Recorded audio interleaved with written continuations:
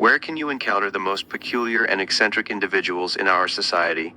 I guarantee that I've never visited a Walmart without encountering at least one person who was strikingly odd.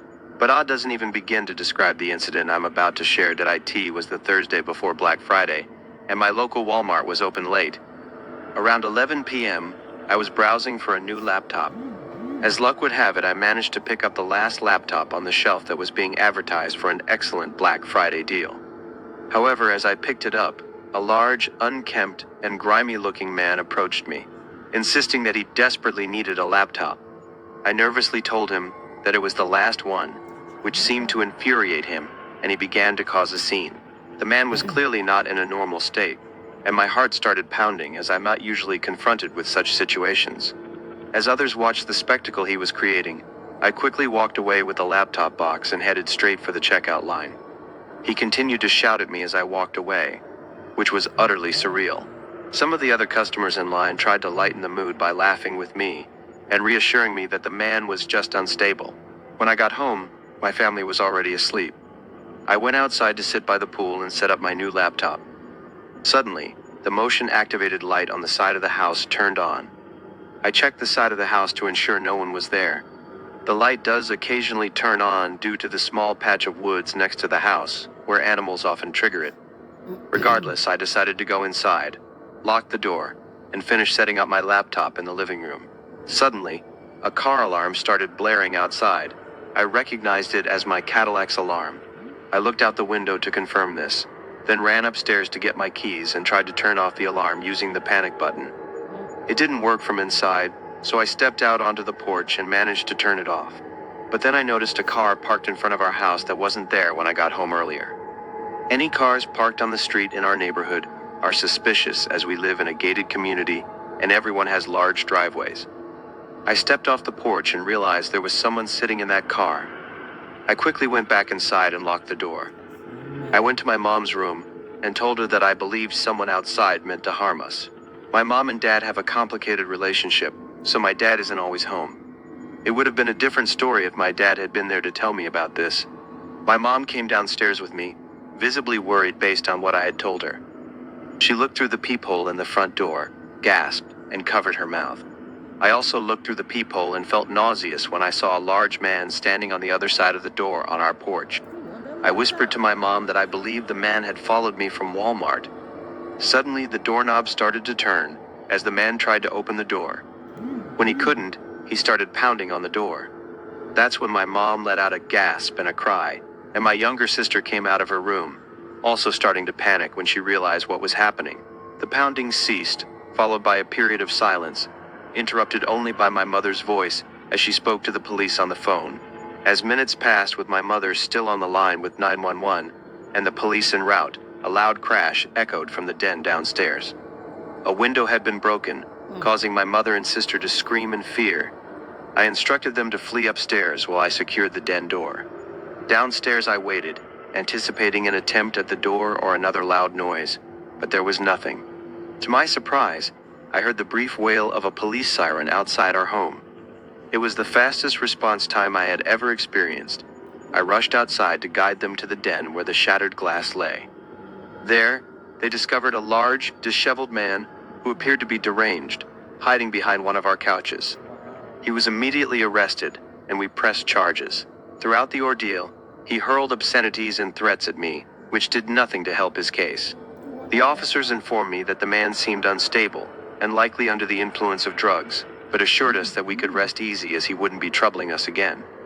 While it may be entertaining to observe people at Walmart and chuckle at some of the odd sights, it's important to remember that you might also encounter some of society's more dangerous individuals in your local Walmart.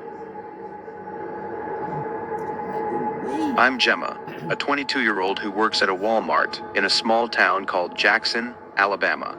I don't go to school full-time, so my boss often puts me on the overnight shift, back when the store was open 24/7.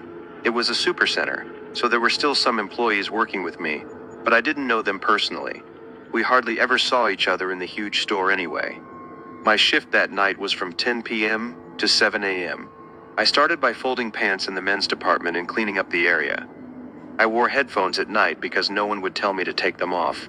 Around 11:30 p.m., A customer came to the jeans section and asked me if we had any more of the pants he found in a different size. I said sorry and told him we only had what was on the rack. He thanked me and walked away. I accidentally made eye contact with him as he put the jeans back on the rack. It was awkward. He left, and I continued working. The store became empty as time passed. I couldn't see anyone around. I think it was 1 a.m. I moved to the appliances section and started bringing boxes from the back section where we stored the items that were not yet on display. I loaded a wagon with boxes and went to one of the aisles to stock the shelves. The shelves were bare, so I could see through them to the next aisle. There was someone there watching me. He looked away when he saw me looking at him. His eyes looked familiar. I got closer and realized it was the same customer from before. How could he still be here without being noticed? I took the wagon with me and went to the next aisle to check if he had anything in his hands. He didn't. He had been here for 2 hours and had nothing to show for it. Something was wrong. I quickly finished stocking the shelf with coffee machines and other appliances and took the empty wagon to the back area. I stayed there for a while, feeling uneasy. I felt like he had been following or watching me for longer than I knew. I played on my phone for a bit in the employee lounge.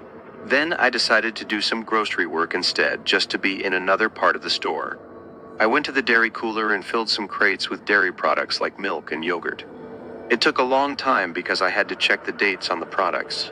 The giant refrigerators made a lot of noise, keeping the cooler cold. I heard the door to the cooler slam open. There was a gap in the boxes on one of the pallets that let me see the door. And there he was, the same customer. I hid under one of the shelves and pushed a big box of eggs in front of me. The noise of the refrigerators covered my movements. I hid because I was sure he was up to no good.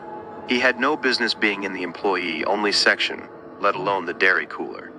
Something bad was about to happen. I crouched behind the box, hoping to hear the cooler doors open and shut. I stayed there for a long time, not daring to look up. I thought he might have given up and left. I finally lifted my head and saw him standing right in front of me, smiling. I screamed and his smile faded. He reached for my mouth to silence me, but I pushed him away. I toppled the box of eggs on him and ran past him as he stumbled on the broken shells. I found another worker named Bob and asked for help. The man from the cooler followed us and said he was sorry. He said he worked for a corporation and was checking on the store. He said he didn't mean to frighten me and was just making sure I was doing my job. Bob believed him, but he seemed naive. I asked the man why he touched my mouth, and he said he wanted to avoid a scene. Then he told me to finish the appliance section and walked away fast. I shouted his name and he said Tom, then he was gone. The next day, I called a manager and asked if there was a corporate visit the night before. I asked if they knew a creepy Tom. My manager Margaret said it was nonsense. There was no Tom from corporate and no one would visit at 2 a.m. They checked the cameras and saw he was a stranger. He had been following me around the store for hours. They filed a police report. I told Margaret I couldn't work nights anymore and she agreed. I still work there, but only as a day stalker or a cashier.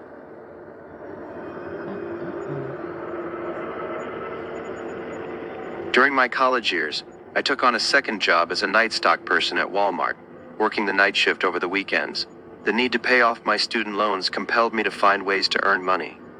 My role didn't involve customer service. Instead, I was responsible for signing for night deliveries, handling warehouse tasks, and restocking shelves after hours. My usual shift was from 11 p.m. to 7 a.m. or sometimes from midnight to 7 a.m. On the night of July 9, 2015, a Thursday, an incident occurred that I still vividly remember. Halfway through my shift in the electronics department, I noticed a figure passing by the aisle I was working on. This caught my attention because there were only 2 other staff members, Alvin and Baco, in the building that night. We all wore the same staff shirts and had clocked in together. However, the figure I saw was dressed in black. Intrigued, I walked to the end of the aisle and peeked around the shelf, but found no one. I called out for Alvin and Baco, but received no response, which added to the strangeness of the situation. Nevertheless, I returned to my work. I'd been holding in the urge to use the restroom for a while, promising myself a break once I finished the aisle. Suddenly, a loud crash from a few aisles down startled me. I rushed over to find a bicycle knocked off its hook. It seemed like someone had deliberately done this, as the hook was still intact. After hanging the bicycle back up, I began patrolling the aisles, feeling quite suspicious. Upon reaching the last aisle, which housed paper and cleaning supplies, I heard a chilling sound that resembled a laugh. It seemed to come from the next aisle over. I quickly ran back to that aisle, and was taken aback to see a man dressed in black at the end of the aisle. His back was towards me, but his head was turned so I could see half his face. He then ran off down another aisle. Faced with the decision to chase him or find my co-workers, I chose the latter.